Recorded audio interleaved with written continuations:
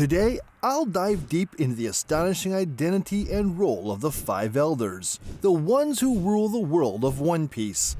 These enigmatic figures are known as the supreme power in the One Piece universe, and their true identity has been shrouded in mystery for a long time. In the latest chapter, 1094, we see new depictions of the Five Elders. I'll summarize all the revealed information and foreshadowing about them to give you the complete picture. The first appearance was right after Luffy defeated Crocodile in Alabasta during the Jaya arc. Since then, their actions during the Reverie and Wano arcs have led to some shocking revelations. If you agree with the insights I'm about to share, hit that like button and subscribe to the channel. And if you've got a different theory, drop it in the comments below. I'd love to hear from you. So let's dive right in. First, let's sort out what we know about the Five Elders. They first showed up after Luffy defeated Crocodile in Alabasta, around when he entered Jaya. They make their debut in Volume 25, Chapter 233, titled The World's Greatest Power. They kneeled before Imu, introduced in the Reverie arc, and started talking about Nika during the Wano arc.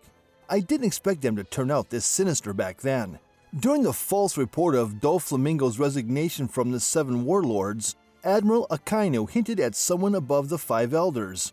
I thought there were even more powerful individuals at play, possibly the root of all evil. This could be a crucial hint about the true nature and position of the Five Elders. It's generally assumed that the Five Elders hold the highest power in the world. Frankie might not have known, but from the Marines' reactions, it seems like those in the government are well aware.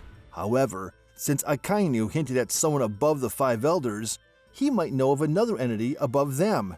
That means there's a non-zero chance that Akainu knows about Imu.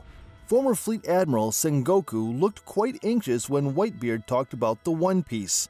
Given his flexible approach to Shanks, who likely has the bloodline of the Celestial Dragons, it's possible that high-ranking officials are informed about the true structure of the world, including the existence of Imu. So the possibility that Akainu knows about Imu isn't zero. On the other hand, it's hard to imagine Akainu allowing a tyrant who sits on the empty throne or someone capable of erasing an entire nation like the Relucia Kingdom. While Akainu advocates for absolute justice, and can be extreme, he's deeply committed to protecting citizens from pirates, so it's unlikely that he'd silently obey knowing about Imu. That means it's doubtful Akainu knows about someone above the Five Elders, like Imu. It's also possible that we haven't seen anyone more powerful than the Five Elders yet. One potential candidate that stirred quite a buzz online is the Holy Knights, supposedly led by Saint Figurland Garling. There are several reasons to believe that the Holy Knights might be above the Five Elders, and first up is the Five Elders' reaction to the Figurland family. It was depicted in the movie Film Red. At that time, the Five Elders mistakenly believed Uta was Shanks' real daughter. Hence, they hesitated to eliminate Uta, who involved people worldwide to aim for the New World. While emphasizing that revolutionary seeds must be nipped in the bud, they mentioned, even from the Figurland bloodline. This implies that the Figurland family isn't someone they can easily mess with. Moreover, the Holy Knights, led by Saint Figurland Garling, had the authority to judge the Celestial Dragons. But a lingering question is, why did the Holy Knights, instead of the Five Elders, have to judge Saint Mjosgard? If the Five Elders are the highest authority, they could have made the judgment instead of the Holy Knights. Handling the issue with Saint Mjosgard should have ideally been addressed solely by the Five Elders. From all this, it's inferred that the Holy Knights can operate without being bothered by the views or actions of the Five Elders. Also, Admiral Akainu, who knows as someone above the Five Elders, hinted that he is aware of the Holy Knights. Therefore, while the Five Elders might hold the title of the world's supreme power, in reality, they might not be the top dogs. And this info might be known to only a select few within the world government. So let's delve deeper into what role the Five Elders might hold within the government.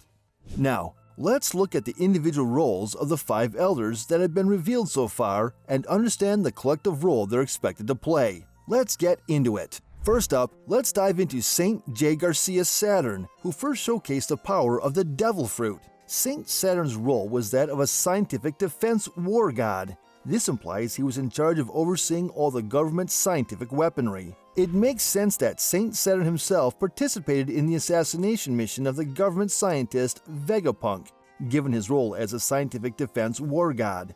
Additionally, the recent revelation about the Mother Flame, a scientific weapon created by Vegapunk that destroyed the kingdom of Lulusia, likely involves Saint Saturn. From the interactions between Imu and the Five Elders, it seems the Mother Flame was requested by Imu. However, it's unlikely Imu directly ordered Vegapunk to create it. So the request for the Mother Flame likely went from Imu to the Five Elders.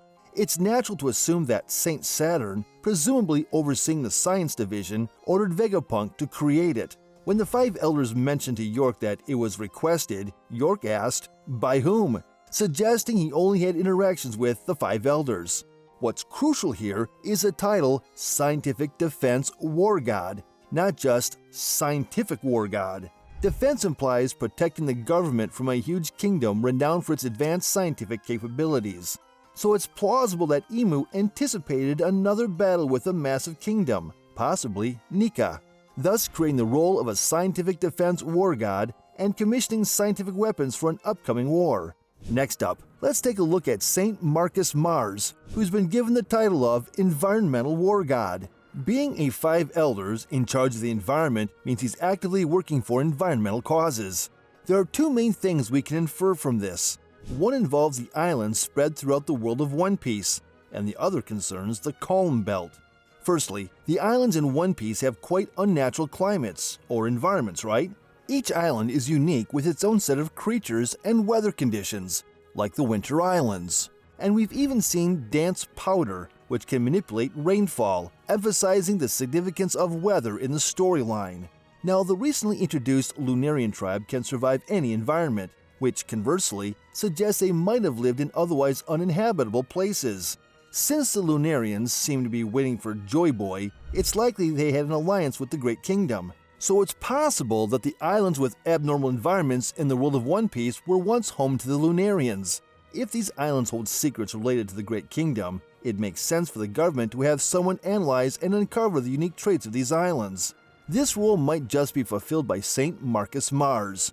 The other aspect, the Calm Belt, is also a peculiar maritime area, famous for its lack of wind and being a haven for sea kings.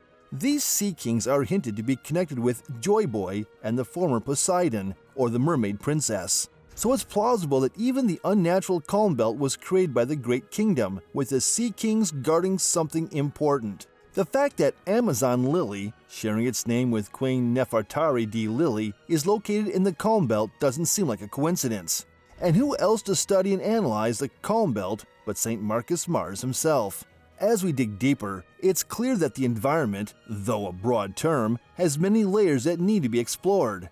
Now let's delve into Saint Warkari, the judicial war god. Judicial, meaning he's probably overseeing the laws in the world of One Piece, likely those related to the Great Kingdom. We're talking about laws like the prohibition on researching the Void Century or the Poneglyphs. Honestly, those laws are absurd. I mean, a death penalty just for researching? That's unheard of, and just looking into history shouldn't be a crime. So it's plausible that these laws were crafted by Imu, fearing the spread of knowledge about Nika's revival, and ordered the Five Elders to enforce them. And it makes sense to think that Saint Warkari is the one overseeing these laws.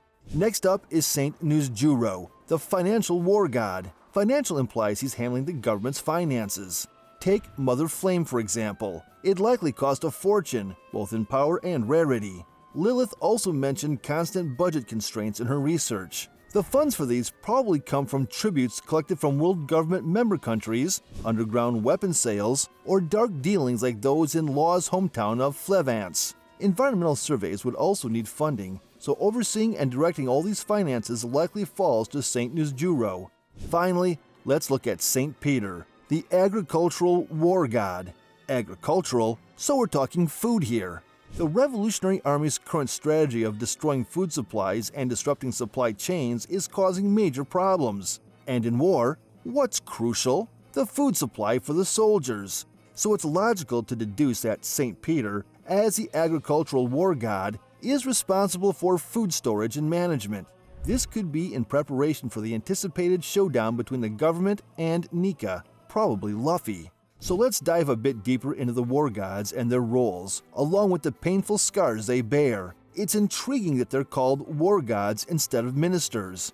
In the latest chapters, we saw Saint Saturn's terrifying transformation, which even got reactions from Luffy, Zoro, and Jinbei. He seemed pretty powerful, right?